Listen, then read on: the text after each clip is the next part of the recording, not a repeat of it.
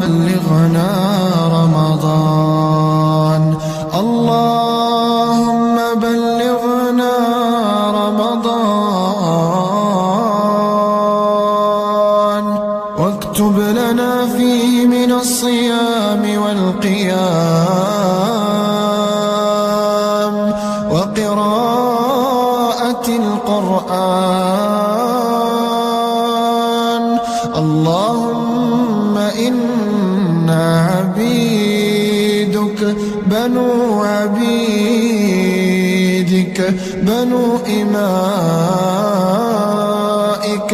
نواصينا بيدك، ماض فينا حكمك، عدل فينا قضاؤك،